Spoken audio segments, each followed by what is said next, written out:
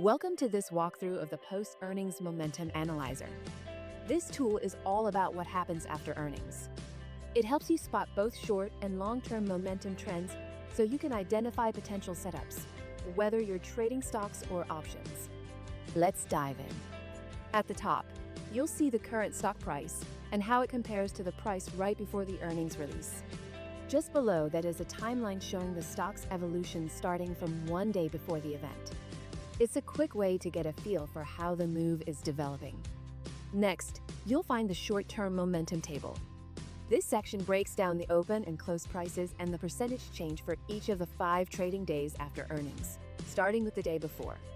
Visually, you can quickly spot the intensity of the moves and see how the stock typically behaves post-earnings.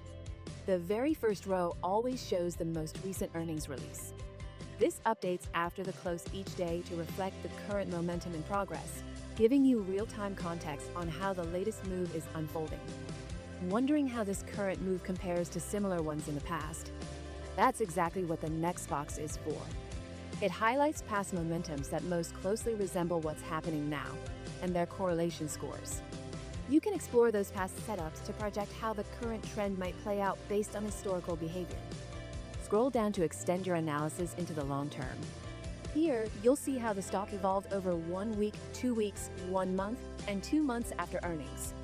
And next to those figures, you'll find our proprietary PEAT score, short for Post-Earnings Announcement Drift.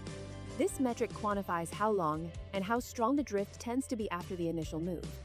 You can investigate whether big earnings reactions tend to hold, fade, or reverse, and position yourself accordingly.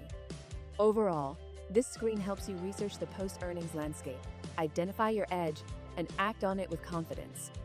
Go ahead and explore it, and don't hesitate to reach out if you have any questions.